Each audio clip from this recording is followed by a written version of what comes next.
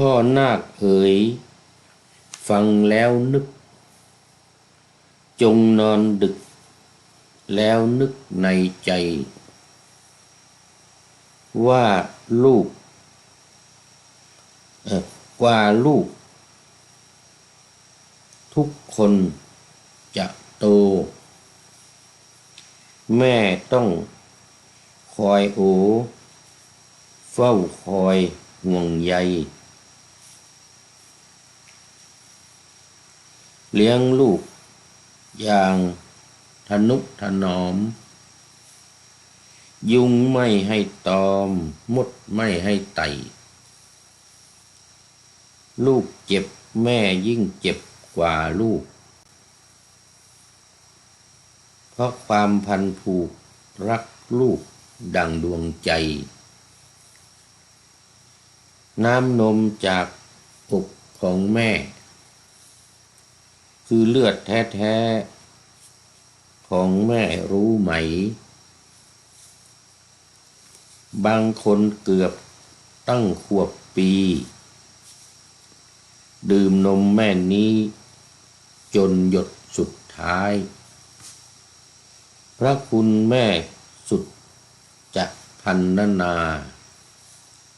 หาสิ่งใดมาเปรียบเทียบจริงได้ขอถวายความน้อมน้อมแด่พระรัตนตรัยมีพระพุทธเจ้าเป็นต้นขอถวายความเคารพพระมหาเถระพระเถรานุเถระเจ้าคณะพระสังฆาธิการทั่วโลกมีพระเดชพระคุณพระธรรมเสนาบดีเจ้าคณะภาค7วัดพระธาตุดอยสุเทพเป็นต้น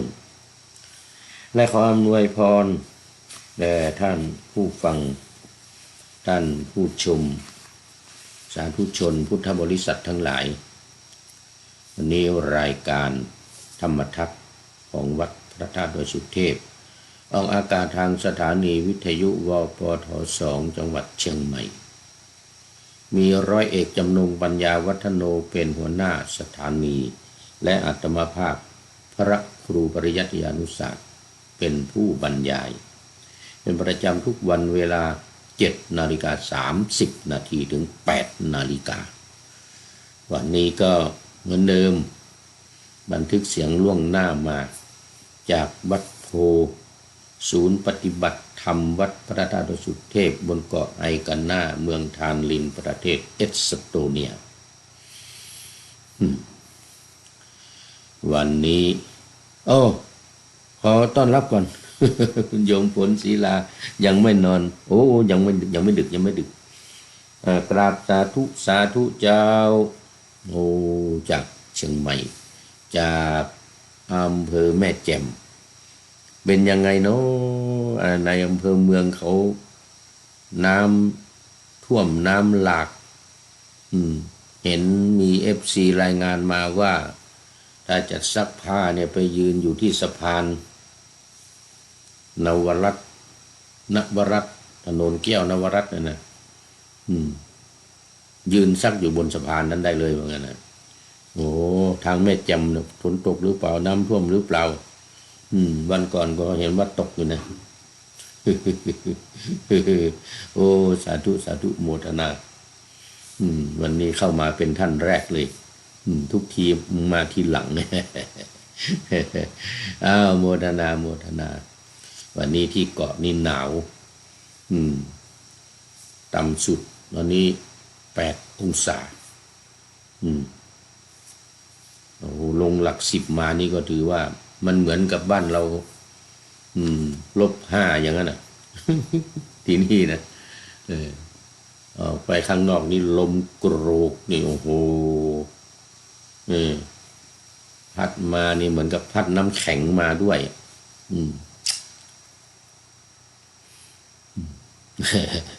เอา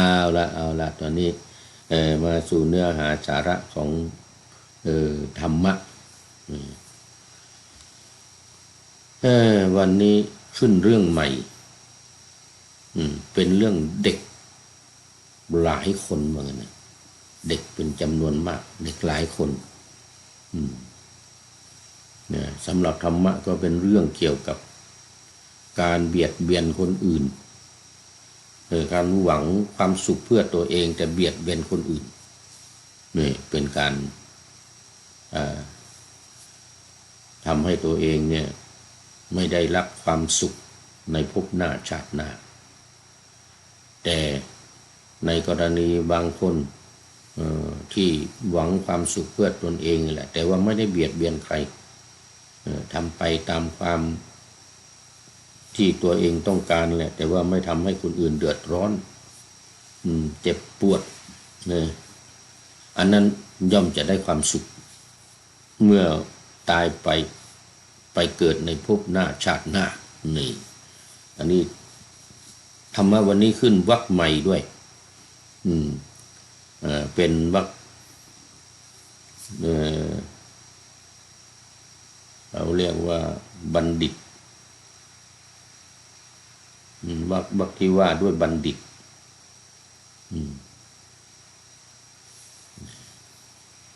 แต่วรรคที่ผ่านมาเป็นวรรคที่ว่าด้วยคนผ่านแล้ววรรค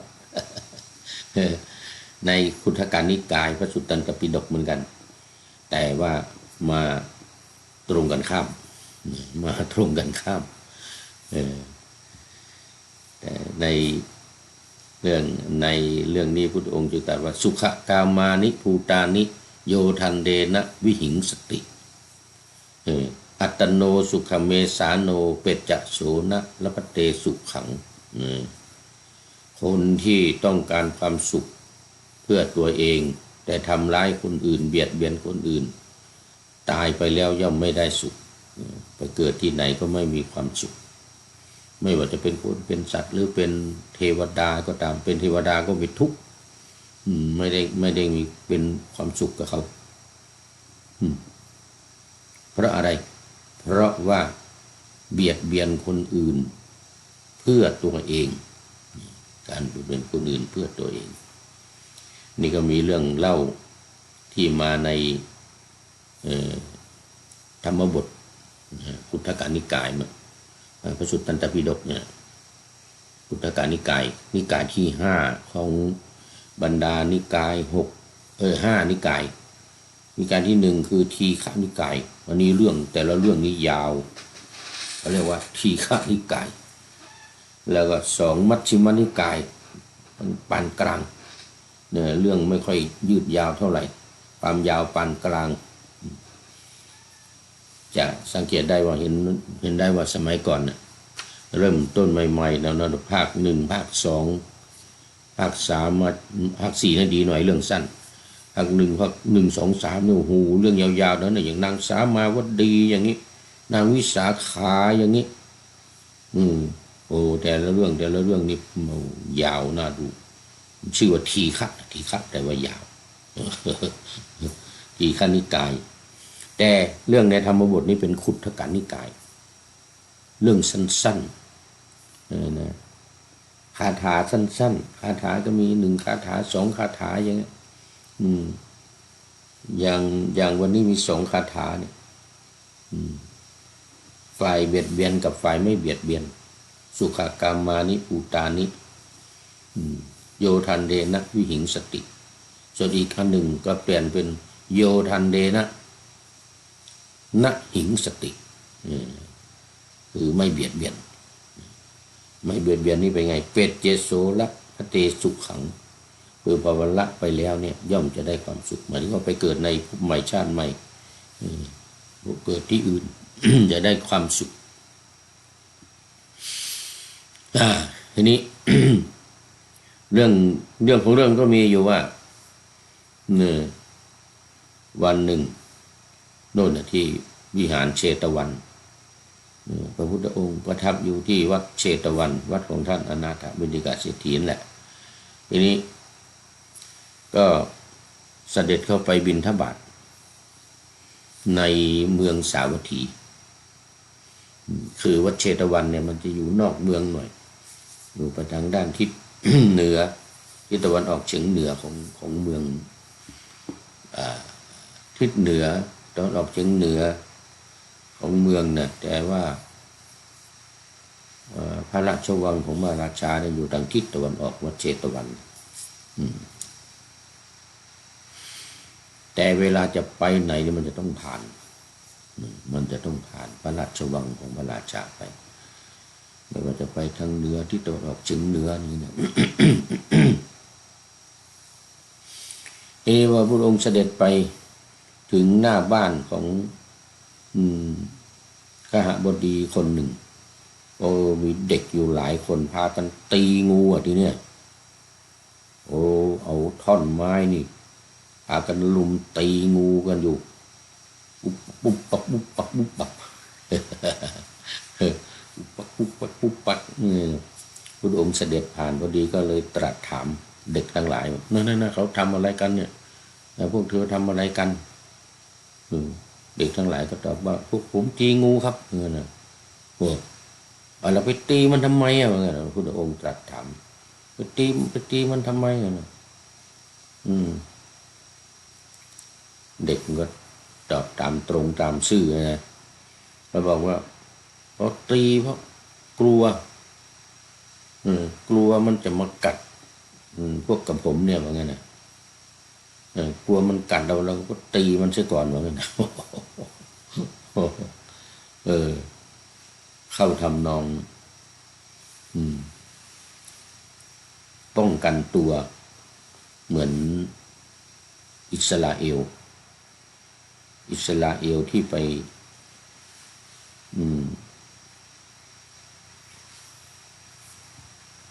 รบนะไปบุกไปโจมตีทำสงครามในกาซากับเวสต์แบงก์ก็ตามหรือบางทีทางเลบานอนก็ตามหรือทางอิหร่านทางจอร์แดนซีเรียก็ตามเนี่ยแกจะโจมตีใครนี่แกจะอ้างว่า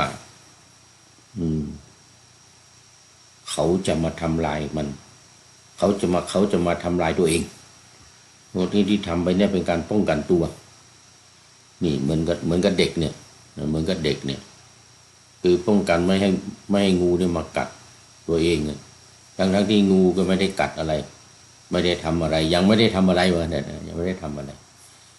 อิสราเอลก็เหมือนกันตั้งแต่นานมาแล้วตั้งแต่เข้ามาตั้งบ้านเมืองมาตั้งประเทศเมื่อ70-80 ปีที่ผ่านมาเนี่ยหลังสงครามโลกครั้งที่2ปีพ.ศ. 2487เดี๋ยว2488นี่หลังสงครามจบ2489 90เนี่ยประมาณ2490ประเทศอิสราเอลเข้ามาตั้งอันนี้ก็โจมตีประเทศนั้นโจมตีประเภทนี้อิรักอิหร่านโน่นคูเวตอะไรประเทศซาอุดิอาระเบียอย่างนี้ตีส่งอาวุธเข้าไปโจมตีเขาก่อนเลยบอกว่าเขามีเขาจะมาทำสงครามกับตัวเองทั้งที่ตัวเองนี่มีระเบิดปรมาณูมีนิวเคลียร์นะเป็นประเทศเข้ามาตั้งใหม่เล็กๆแต่มีเข้ามาพร้อมกับนิวเคลียร์นะแต่ประเทศอื่นรอบๆเขาไม่มีหรอกไม่มีนิวเคลียร์กันแล้วก็กลัวอิหร่านจะมีนิวเคลียร์โจมตีอิหร่านอีกเป็นการป้องกันประเทศตัวเองถ้าอิหร่านมีระเบิดนิวเคลียร์เนี่ยตัวเองจะเสียเปรียบจะมาทำลายตัวเองอะไรอย่างนี้นะนึกไปถึงเด็กทั้งหลายที่ตีงูอยู่เนี่ยนะมันเหมือนจริงๆเดี๋ยวก็บุกไปซีเรียอีกแล้วยึด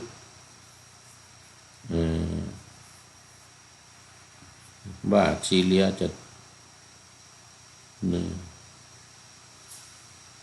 มีอาวุธร้ายแรงจะมาทำลายจะมาลบกับตัวเองอิสราเอล ก็ไปบุกซีเรียเขาไปยึดที่ยึดทางอะไรต่างๆทำลายถังน้ำมันทำลายอาวุธทำลายอะไรต่างๆเขายิงอิหร่าน2-3 วันนี้ก็ไปยิงกาตาร์อยู่แล้วไปฆ่าพวกฮามาสอยู่กาตาร์แต่ก็ไปบุกประเทศเขา เมืองหลวงเขาคนก็ตายกันเยอะชาวบ้านไม่รู้อิโนอิเนก็ตายกันนี่เป็นการป้องกันตัวเองนะอิสราเอลเป็นการป้องกันตัวเองเขาไปบุกกาซาก็เหมือนกันป้องกันตัวเองไม่ให้ฮามาสเนี่ยมาทำร้ายตัวเองทั้งที่ตัวเองทำเขาก่อนมาหลาย10 ปีแล้วทำเขาก่อนมาหลาย10 ปีเขาตั้งกลุ่มตั้งแก๊งขึ้นมาต่อสู้ก็ว่าเขาจะทำร้ายตัวเองพุทธเจ้าก็ตรัสว่าโอ้พวกเธอตีงูเพื่อป้องกันไม่ให้งูกัดตัวเองก็คือการทำเพื่อความสุขแก่ตัวเองทำความปลอดภัยให้กับตัวเองแต่เป็นการทำร้ายคนอื่นเบียดเบียนคนอื่นโอ้อย่างนี้ไม่ดีนะถ้าพวกเธอทำอย่างเนี้ยบาปกรรมเนี่ยมันจะตามทันพวกเธอในภายหลังกรรมจะตามทันพวกเธอในภายหลังเหมือนเมื่อครั้งที่แล้วเนี่ยอิสราเอลก็บุกทำลายคลังอาวุธทำลายระเบิดนิวเคลียร์ทำลายที่นิวเคลียร์ของอิหร่านว่าอิหร่านจะมีอาวุธนิวเคลียร์เอามาเสร็จแล้วก็ถูกอิหร่านตอบโต้ประเทศอิสราเอลเกือบเหลือแต่ชื่อ ต้องแจ้นไปขออเมริกามาไกลเกลี่ยให้หยุดอเมริกาก็ไปพูดกับทางรัสเซียมาพูดกับอิหร่านก็เลยหยุดถ้าไม่งั้นก็พังเป็นจุนไปแล้วเพราะอะไรเพราะว่าต้องการจะป้องกันตัวเองแต่ว่าไปทำร้ายคนอื่นไปเบียดเบียนคนอื่นเนี่ยผลมันก็ติดตามมามันก็ย้อนมาหาตัวเองโอ้สาธุคุณโยมมีล้านนาน้อมกราบไหว้สาเจ้าสาธุเจ้าโอ้โมทนาเป็นอย่างยิ่งเข้ามาเราตอนนี้มีเวลาน้อยเดี๋ยวจะไม่จบเดี๋ยวต้องรีบพวกเนี่ยก็ไม่งั้นก็เหลือแต่เป็นจุนแล้วไอ้ประเทศอิสราเอลนะก็ความทุกข์ก็ย้อนเข้ามาหาตัวเองเลยอิหร่านก็บุกไปตอบโต้ยิงตรงนั้นยิงตรงนี้สนามบินอะไรต่างๆกองทหารกองเรือไอ้กองคลังอาวุธ พังไปเกือบครึ่งประเทศก็เลยขอได้แค่6 วันก็12 วันโอ้ไม่ไหวเว้ยไม่ไหวเนี่ยผลของการไปทำเขาก่อนการไปเบียดเบียนเขานะจะทำก่อนทำหลังก็ไม่รู้จะไปเบียดเบียนเขาเนี่ยนะผลที่การไปเบียดเบียนเขานั้นมันจะตามมาถึงเราอันนี้ยังไม่ตายนะได้รับผลสะท้อนตอบแทนในชาตินี้เลยแต่ถ้าตายไปแล้วเนี่ยจะไม่ได้รับความสุขจะได้รับแต่ความทุกข์เพราะผลกรรมที่ทำไว้นั้นมันเป็นการเบียดเบียนคนอื่นตรงกันข้ามบุคคลถ้ามีหวังมีความต้องการความสุขเพื่อตัวเองแต่ว่าทำไปตามหน้าที่ทำไปโดยไม่เบียดเบียนคนอื่นหาป้องกันตัวเอง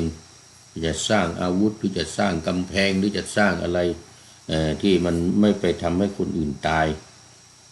ไม่ไปเบียดเบียนคนอื่นเนี่ยไม่ไปกลัวเขาจะมาทำเราเนี่ยไม่ต้องกลัวเราป้องกันตัวเราแต่คนจริงนี่อิสราเอลเขาทำทั้ง2 อย่างนะเขามีไอออนโดมป้องกันตัวเองเวลาใครมาเนี่ยนะ อืมมันจะรู้อาวุธมันจะรู้ว่าอาวุธจะมาทางโน้นทางโน้นทางนี้จะขึ้นไปสกัดไปเออสอยลงป้องกันไว้หมดนี่เขาเรียกไอออนโดม3 ระดับของอิสราเอลเนี่ยเออไม่ใช่ธรรมดาเนี่ยแต่เพราะความมีปมด้อยอย่างว่าเหมือนเด็กๆพวกเนี้ยมีปมด้อยคือตัวเองเป็นประเทศเล็กมีประชากรน้อยอย่างอิรักอิหร่านเขาเป็นประเทศใหญ่ก็กลัวดิกลัวประเทศใหญ่ถ้าเขามีอาวุธเนี่ยดีๆเขาจะมาถล่มตัวเองมันก็เลยกลายเป็นอย่างนั้นต้องไปทำเขาก่อนแล้วเบียดเบียนเขาเหมือนเด็กน้อยนี่ทั้งหลายเนี่ยพระพุทธองค์ก็ตรัสว่าขณะเดียวกันถ้าว่าคนที่ไม่เบียดเบียนคนอื่นแต่ป้องกันตัวเองทำในทางที่ถูกต้องตั้งกองทหารเอาไว้ดีๆเตรียมอาวุธเอาไว้ดีๆมีใครมาลุกรานก็จึงค่อยตอบโต้อะไรทำนองนี้นะมีใครมาลุกรานจึงค่อยตอบโต้สอนเด็กๆทั้งหลายบอกว่าตรัสเป็นคาถาว่าสุขกามานิภูตานิโยทันเดนะวิหิงสติอัตโนสุขเมสาโนเปจจโสนะละพัตเตสุขังเปจจโสนะละพัตเตสุขังย่อมไม่ได้ความสุขวันละไปแล้วที่ตายจากโลกนี้ไปแล้วย่อมจะไม่ได้ความสุขแล้วก็คาถาที่2ว่าสุขกามานิภูตานิโยทันเตนะนะหิงสติ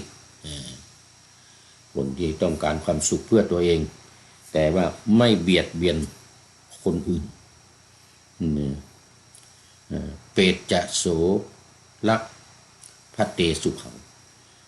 เปจจโสละพัตเตสุขังละไปแล้วจากโลกนี้เนี่ยไปเกิดตรงไหนไม่ว่าจะเป็นที่ไหนก็ตามเนี่ยย่อมจะได้ความสุขจะมีความสุข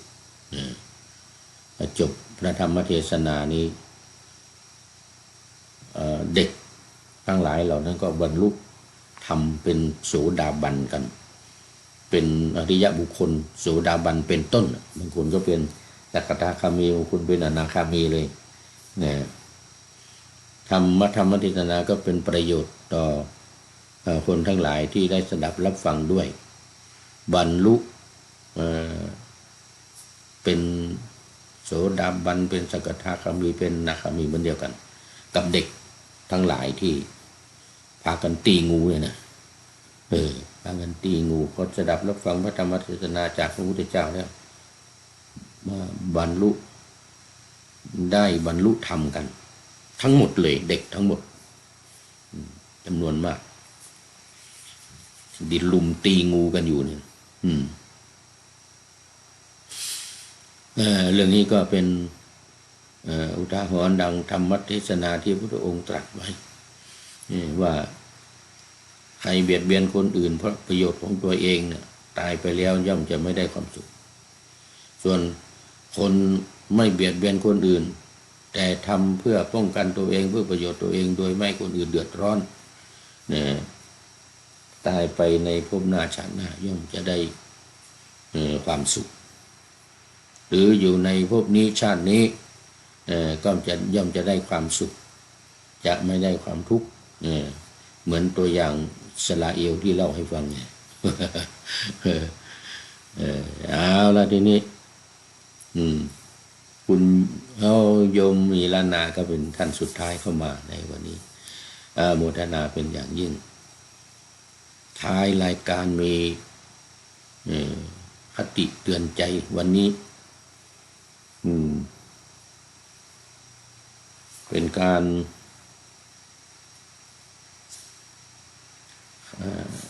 สอนนาควันนี้เป็นการสอนนาคเรื่องพระคุณของแม่เนี่ยเรื่องพระคุณของแม่อันนี้ก็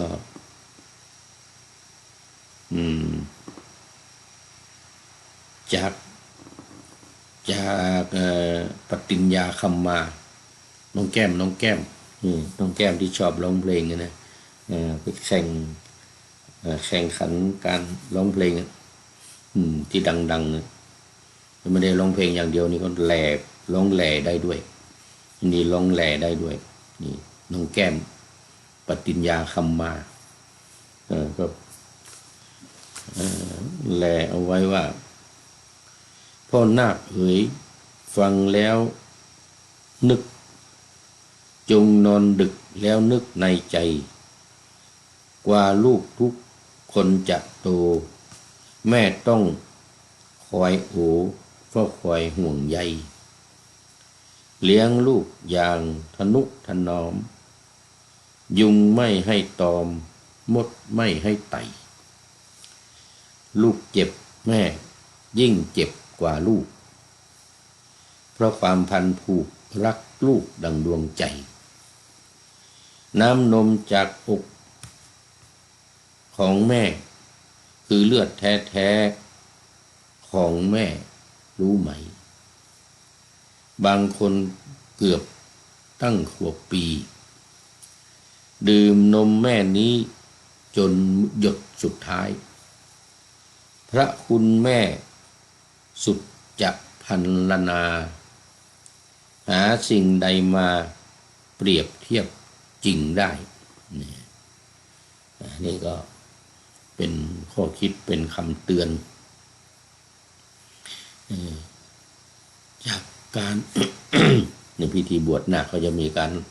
เรียกขวัญมีการเรียกขวัญนาค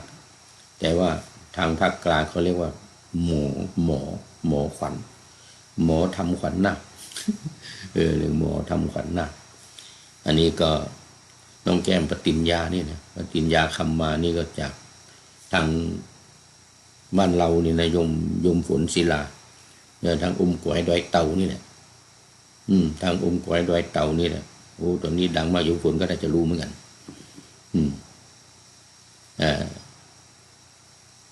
โยมมีล้านนาน้องแก้มปฏิญญาคำมานี่ผมแหล่เอาไว้กว่าลูกจะโตขึ้นมานี่แม่ต้องทนุถนอมโอ้คอยห่วงใยเป็นห่วงเป็นใยนะน้ำนมของแม่นี่คือเลือดในอกเลือดแท้ๆของแม่เลือดในอกของแม่ดื่มนมแม่นี้บางคนนี่เป็นปีเป็นขวบปีจนกว่าที่จะโตขึ้นมาเนี่ยนะดื่มนมแม่จนมีน้องขึ้นมาแล้วจึงให้หยุดถ้าไม่มีน้องก็ดื่มนมแม่อีกจนหยดสุดท้ายเลยว่างั้นจนหยดสุดท้ายอันนี้เป็นเนี่ยเรื่องพระคุณของมารดาพระคุณของแม่นะเอาแล้ววันนี้หมดเวลาโมทนากับคุณโยมมีล้านนาโยมฝนศรีลาเนี่ยเอามาสู่เส้นชัยของรายการในวันนี้ขอนำรายการธรรมะทัดไปก่อนแล้วจะย้อนมาใหม่ในวันหลังเพื่อให้ท่านทั้งหลายได้รับฟังพระธรรมเทศนังเหมือนดังเดิมเป็นธรรมะในพระไตรปิฎก3ธรรมบทอันงดงามบรรยายเสริม